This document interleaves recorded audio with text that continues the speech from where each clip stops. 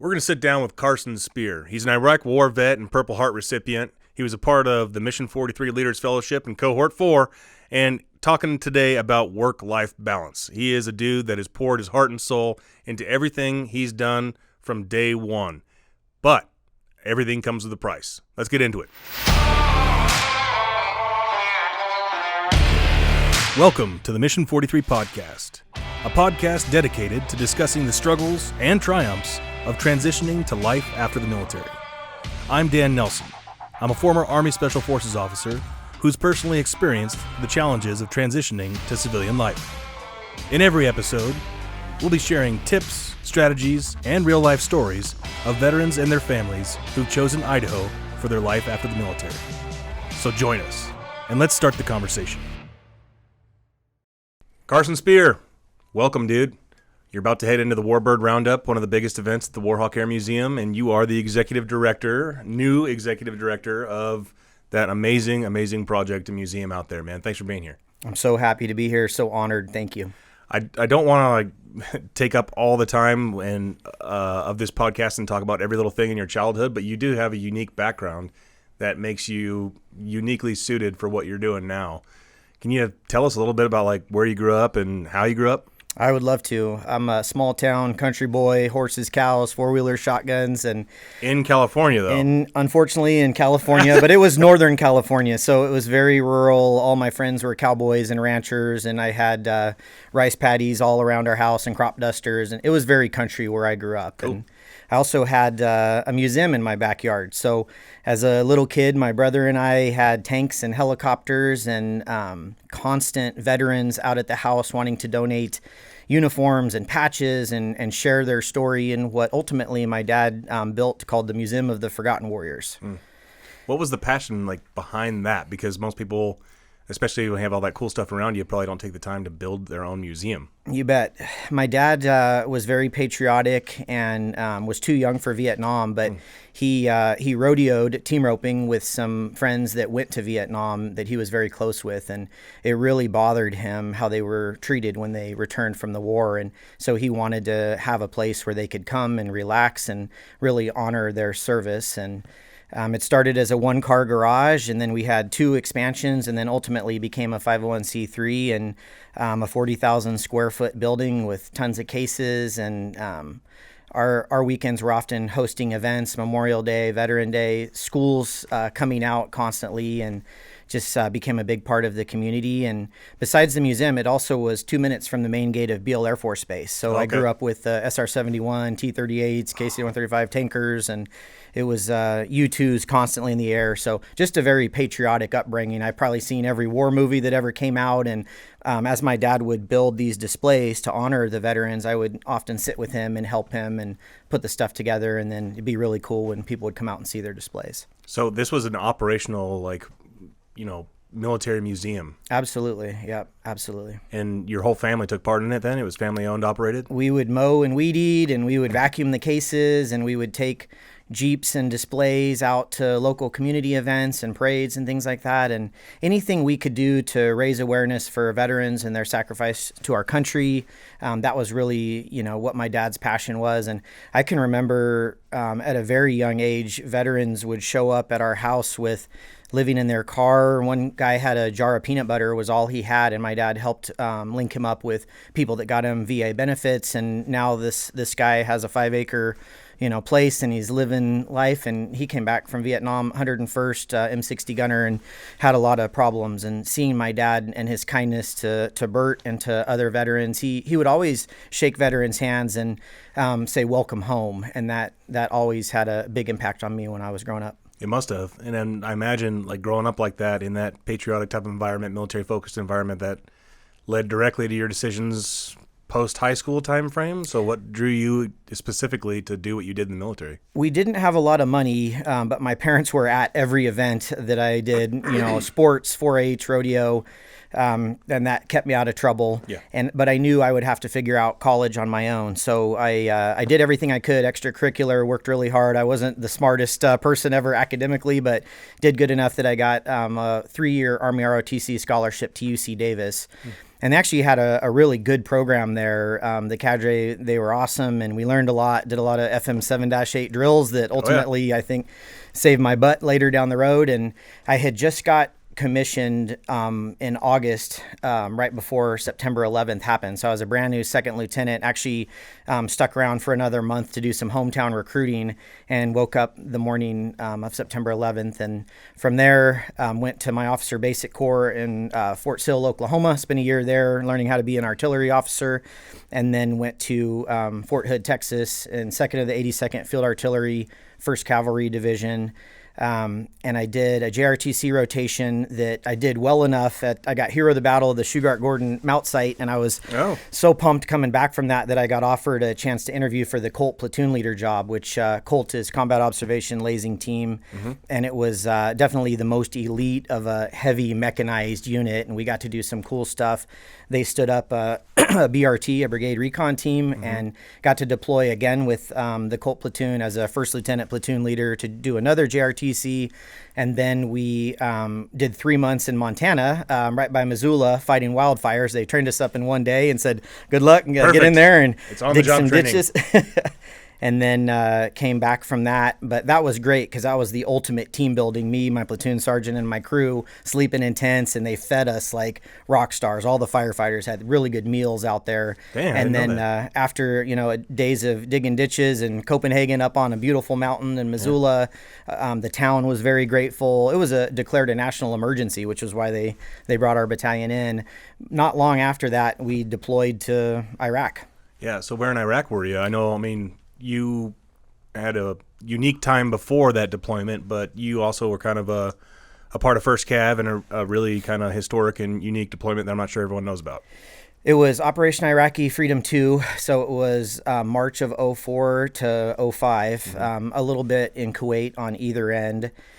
And they actually took our platoon away from our battalion and attached us to Delta 18 Cav. It was an armored company, and that was where I met Rex Blair, Lieutenant Colonel Rex Blair, West Point graduate, just someone he was a mentor and a legend in my mind, and he was the things that he had to do with writing letters home and still how he kept morale up and did good in our sector. It was awesome that our platoon was attached to that armor company. And yeah, we had a sector about the size of Eagle, and I would go out by day and try to win the hearts and minds. We did quite a few projects where they would hand me bags of cash and say, go forth and do great things. And we found, construction people out in the community, and we rebuilt 2 schools, paved some roads, ran fresh drinking water, and helped stabilize electricity, because after the initial assault on Baghdad, all the infrastructure was in a pretty bad way. So, and as we all know, that won over the population, hearts and minds were solid, and they gave you no problems like kinetically whatsoever, right? It was always difficult because, as you know, it wasn't a situation where it was like, there's the bad guys and here's the good guys and everybody's in uniform, and clarity was always an issue.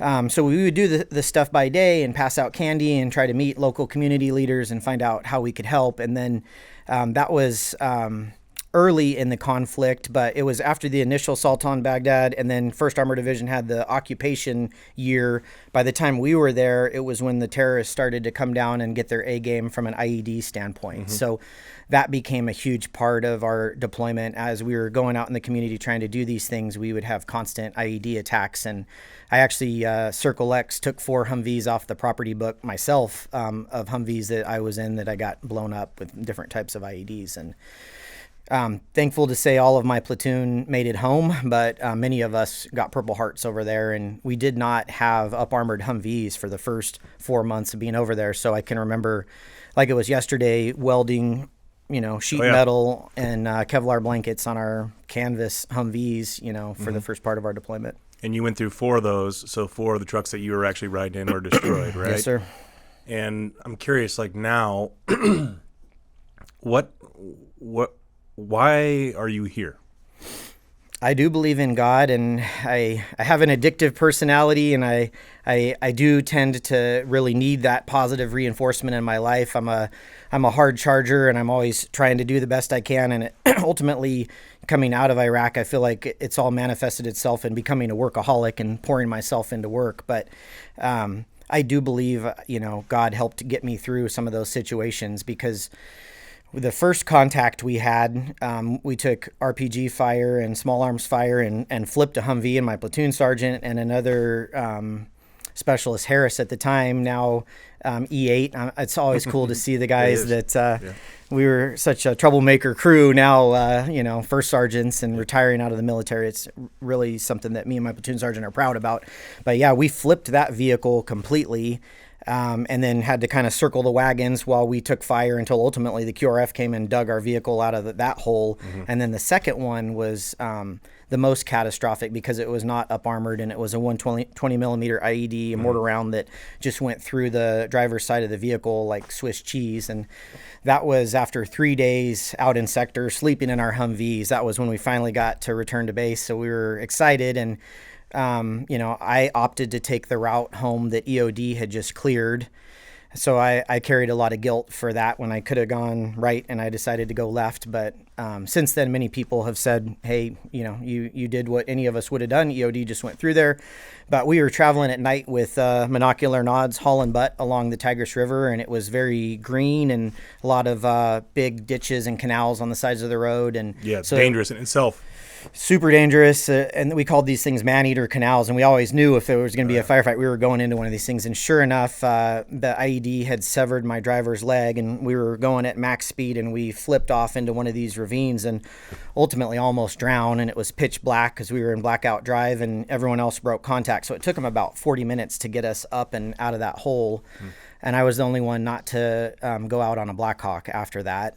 But I don't have a good answer to your question of why am I still here, other than God was looking out for me, because I easily could not have been.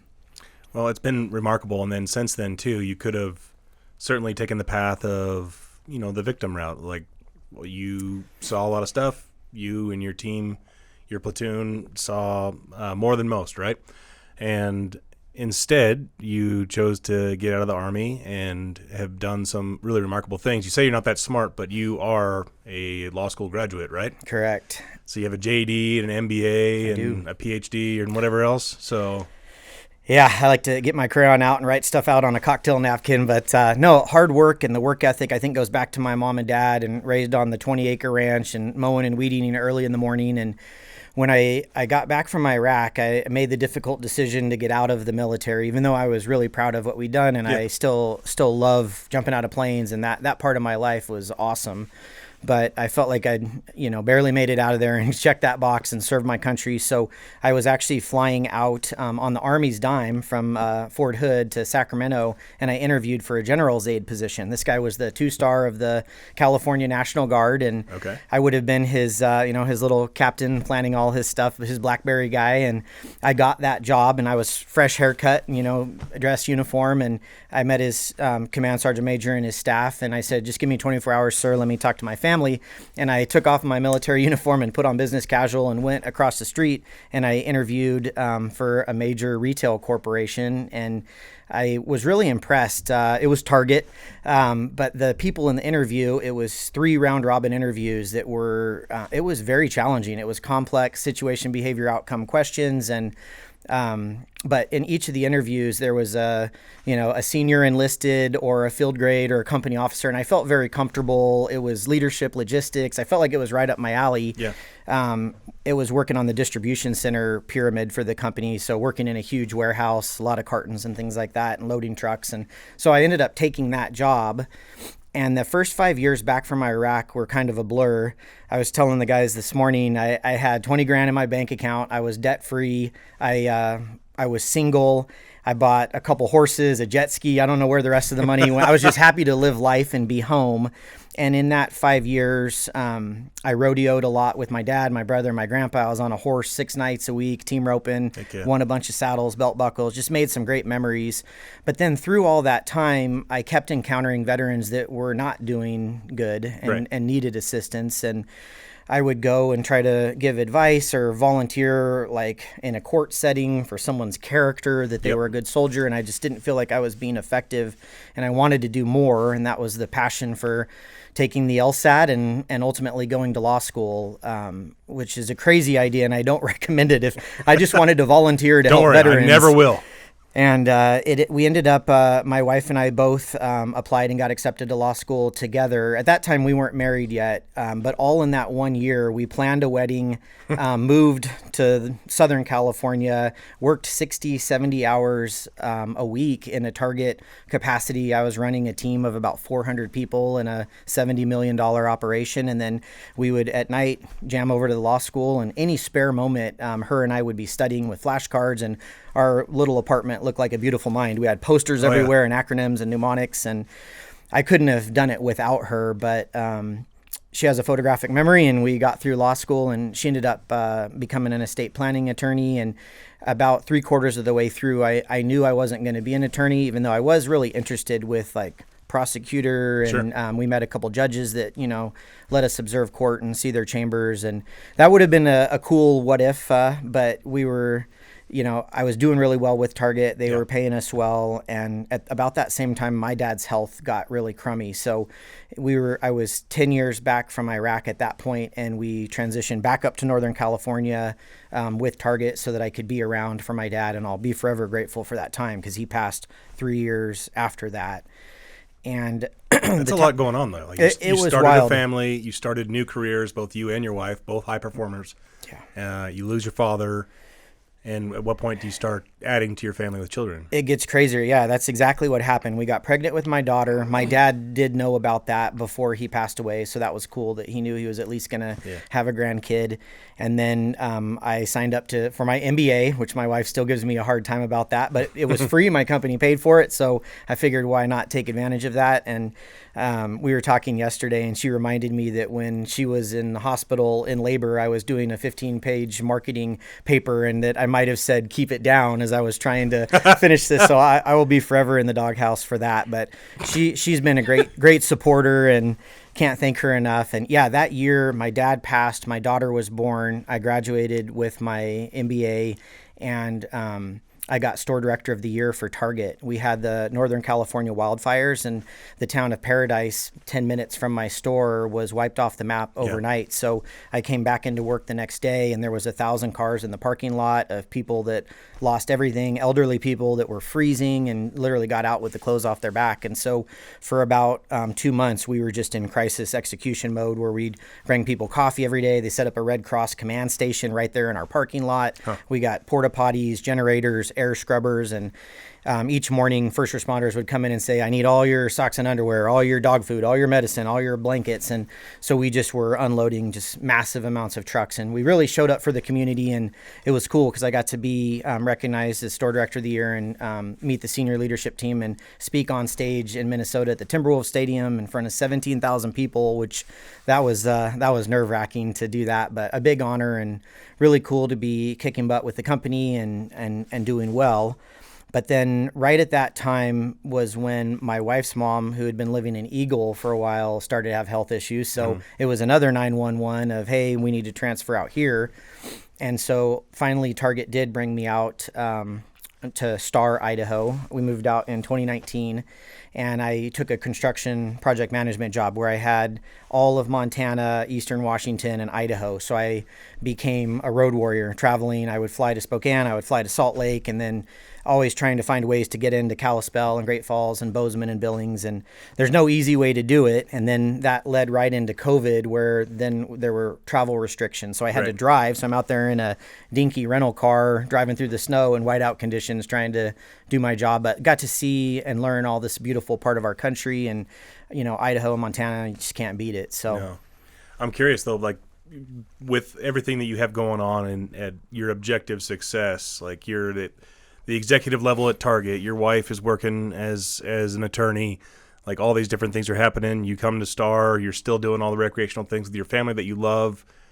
How the hell did you get connected to Mission 43? That's a great question, and I will be forever grateful that I did. And it was through J.J. Pinner. He's one of the people that helped create, with Mike Irwin, Red, White, and Blue, another big veterans organization. And when I told him I was moving out here, I was like, hey, does RWB have anything in Idaho? And he said, no, but you need to contact Brian Madden and Mission 43. They're really best in class, top notch veterans organization. And I did. And I texted Brian. And of course, he immediately said, hit me up when you get here and I'll show you around. And then we got here and kind of got settled and COVID hit. And so I felt like I was just under the radar, changing diapers and trying to do a lot of Zoom conference calls and still do my job. And we didn't really surface or do much until after COVID, when I felt like, my son was grown up enough that I could apply for the Leaders Fellowship. And I did. And I thankfully got accepted into that program with Mission 43. Well, what was the experience like for you? Because you already had like all this leadership training and leadership practical exercise. Like you've been a leader for decades now at this point in your life. And at your age, your experience level, like what even made you think that the Leaders Fellowship could be a benefit to you? Oh man, it was perfect. I highly recommend, if you're a veteran in Idaho, to get involved and try to apply for the fellowship. It was hugely beneficial, and I've joked with you often about how it really helped me get my personal priorities aligned and clarified, and really truly saved my marriage. And my wife, Erin, she's awesome. My kids are great. But I think coming back from Iraq, I just had such a drive, a workaholic mentality. And I got so caught up in climbing the corporate ladder and 14, 15-hour days and constantly accessible via email and apps and text messages, that I was not putting family first. And that was the common theme throughout the last year, as I got to meet and have amazing access to all these legends in our amazing state of Idaho, from the initial phase with Mike Irwin to the solitude out in the Sawtooth Mountains, which was really when I feel like a lot of it clicked for me. And then being able to listen to Joe Forney, Todd Lindsay, Bill Whitaker, Lisa Groh, Tommy Alquist, Roger Quarles, Muffy Davis, the entire group of speakers that Mission 43 assembled, hugely successful people by any standard, but their one common theme that I kept writing down was family, and that all these people achieved so much in their life. But, I don't even remember how you phrased the question. It wasn't even so much a regret as more advice and mentorship, is just making sure that you don't, put family into the bucket of quality time, like we're going to take this one trip, but the quantity isn't there. And so that really stuck with me. And I was like, gosh, like I come home every weekend and I'm with the family and I'm as present as possible, but then I'm gone, and I feel like I'm missing so much of my kids' lives right now. And I forgot to tie into this also, that I've been for the last 10 months working in Salt Lake City. So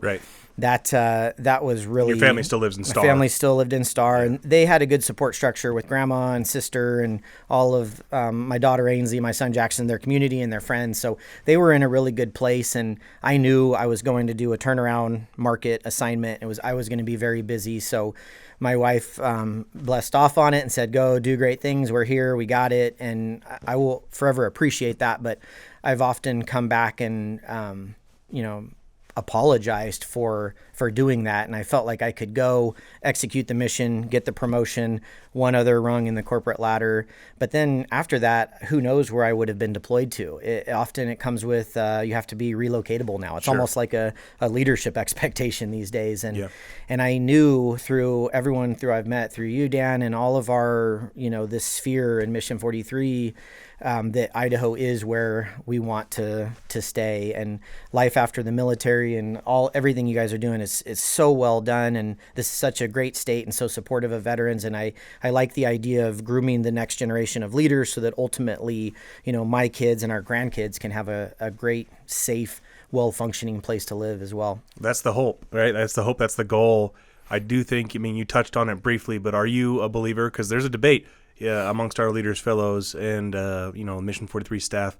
What's more important? Is it quality time with your loved ones, or is it the quantity of time? Quantity, 100%. So you're a true believer then, it's quantity. Learned that and seen that the hard way. I would leave on Monday and come back on Friday, and I wouldn't think I'm going to miss anything, but I missed a lot. Those kids changed and they grew up, and there's birthday parties and events, and I just was gone. And trying to think about work like a military deployment, it's different. And I remember Jarrett Redmond and his wife's podcast, and they're so, they strongly believe that you can have the life you want here in Idaho, through the networking and getting out there and meeting folks. And so that's what I kept doing throughout all of this is I made a point to send a thank you note or a phone call, because each of these leaders in the fellowship said, hey, call me. Here's my number. Here's my email. And you take advantage of it, and not in like a negative way at all.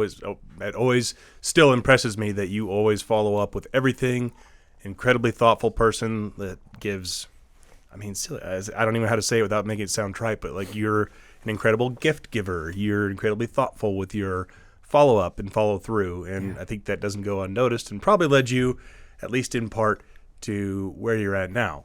100%. Yeah, I can remember my dad writing handwritten thank you cards to anyone that ever donated for the museum to make veterans' lives and that experience better, and that always stuck with me. And so, yeah, if someone went out of their way to do something cool, then I would try to do that, and I'm carrying that into my current role at the Warhawk Air Museum. And yeah, any chance that I could connect with those folks through, whether it's our small group, I still am in close contact with all of them, or from the fellowship.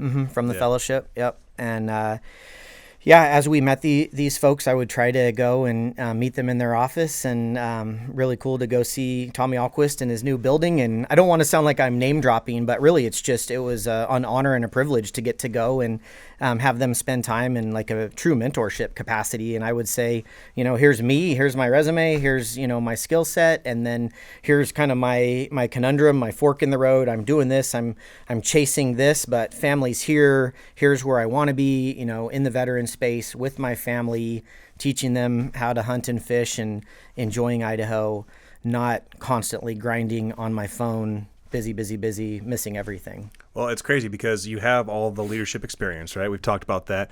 And then, you have this opportunity to meet somebody that's running a family-owned and operated military museum, not unlike the one that you grew up in your own family. I don't know how many people can say they have that experience on their resume, because it's pretty unique, right?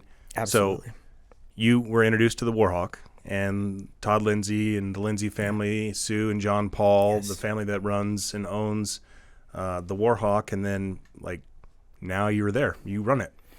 It's honestly like a dream come true. I still can't believe it's reality. I was telling the guys earlier, it hasn't even felt like a job because I've enjoyed it so much. It's still a lot of work, still drinking through a fire hose right now, figuring out how everything works, and trying to, my approach has been be very humble and very willing to learn, because you're right, it's a board of directors, it's a family ran facility, but they've done such a great job making this sacred space that I just want to continue to make it great and honor John and Sue and the amazing team that's out there. But yeah, it was, I met Todd Lindsay and Joe Forney at the very first Mission43 event, and Todd made his phone number available to us, and so I reached out and really just asked him for advice from a mentor standpoint. I did not ever expect it to turn into, the executive director of the Warhawk Air Museum, but he probably thought that from the beginning, as hearing my background. And so, yeah, we talked about a lot of different things and stayed in touch over the last 10 months and ultimately asking more questions about what they need and what I was looking for. And so I've been out there now for about 4 weeks, and it's really exciting too, because there's a cool trajectory for the museum. They're about to break ground on the post 9/11 hangar, which I want to talk about that. So what is that actually going to be? Because I know everyone, since I was a kid growing up here, I know what the Warhawk Air Museum is, and this is the first time, at least in my memory, that it's literally going to grow by double in size almost. You bet. Yeah, it's going to be a massive new hangar. Essentially, they're going to move the maintenance hangar, which is where John and Brand, Todd's son, they work on these warbirds, and they refurbish them and they move them into the museum, and they build all these displays. That's going to move across the street on the other side of the road, and then the current maintenance hangar, which is the third hangar to the south, is where we're going to build this new post 9/11 display. And if you've been to the Warhawk, if you haven't been, you got to go check it out. It's awesome. It's open every day except Monday. And we have a lot of events coming up, which we'll talk about. But most of the stuff in there is World War II, Korea, Vietnam, some Cold War, some space exploration stuff, and it's amazing history, but that is definitely the vibe. And so, yeah, this whole new expansion is going to be Iraq and Afghanistan and global war on terror, which we know there's many veterans in Idaho that are going to be excited to be a part of that. There's a lot of us. I just wonder, have you guys already started collecting for those listening? Like, man, I have an ISIS flag, or I have, this piece of something from Iraq or Afghanistan, my old uniforms, like whatever it is. When do you guys start actually looking to source that stuff? Our curator, Lou, will probably say we're full right now, but I wouldn't discourage anyone. If you want to be a part of this and have a display, I would say reach out and we'll find a way to get your stuff out there. And, if all things go well, we're going to be making an announcement soon about groundbreaking, and we're still working on permitting and partnership with all the appropriate governing bodies. But then, if best case, we could be a year from seeing this thing really start to have some good traction. So yeah, if you want to be involved or you're a veteran out there and those are your wars, then please reach out. Cool. And what else, besides just doubling in size and creating this entire GWAT wing of the Warhawk Air Museum, what else do you guys have going on in the near future? Yeah, the next most immediate thing is Kilroy Coffee Clatch, and it's the first Tuesday of every month. It's the largest gathering of veterans in Idaho, where people just come, and usually there's a guest speaker, and some of our amazing partners in the community donate donuts and coffee, and it's just a chance for veterans to get together. And if it's your first time, the Warhawk will usually have you say a quick when did you serve, what did you do, who are you, what's your story, and yeah, it's just a chance to network and enjoy each other in a really cool space and see the museum, and it's free for veterans. So the first Tuesday of every month, and that's coming up on August 1st. And then the big thing that we're planning, we're just a couple weeks out from, is the Warbird Roundup, which I believe it's the 21st annual that they've been growing this essentially air show where you can see World War II aircraft flying and up close and static displays, and there'll be food truck vendors. Not just World War II aircraft, though. There's like aircraft I was there the past couple of years. Last year, there's F-35s doing like crazy Top Gun turns. Right. There's A-10s going over and getting me all rumbly and the tumbly. Yeah, it's going to be quite a show, and you can still get tickets, and it's all on the website, warhawkairmuseum.org. Check it out. You'll see the calendar of events. Sign up for the email. Heather and Becky, the team, they do an awesome job with the social media and the website and the app. But yeah, definitely if you're in town, it's Saturday and Sunday. Come on out. We'll have Mission43 will be there, SWAT team, local recruiters. It should be a very patriotic weekend for sure. It always is. Well, Carson, I truly am thankful that you and your family have chosen Idaho for life after the military. It means like a great deal that people of your caliber, and even more so your wife's caliber, choose to make this home and make it a better place and continue what you're doing both at the Warhawk and then just your personal lives as well. But you're a damn good man, and I'm thankful to know you, and I'm super thankful that you're willing to share with the rest of Mission 43. Happy to. And thank you, Dan, for everything you've done for me and my family. It's been an honor getting to know you and, Brad and Chad and Brian, Julia, Allison, the Mission 43 team. It's had such an impact on my life. I'm forever grateful that I did the Leaders Fellowship. And also just a quick thanks to John and Sue Paul and Todd Lindsay and family and Joe Forney, the whole team out at the Warhawk. They've really made it a great transition, and so honored to be a part of that critical mission to create a sacred space to educate, our community about the cost and the sacrifice of freedom that veterans have given. So I'm very humbled and honored and grateful to be there. Well, thanks, Carson. You bet. Thank you. Thanks for joining us for the Mission 43 podcast. We hope you found it informative and helpful. If you have any questions or feedback, please comment below or email podcast@mission43.org. Don't forget to like and subscribe to our podcast to stay up to date with new episodes. Be proud of your service, not defined by it. See you next time.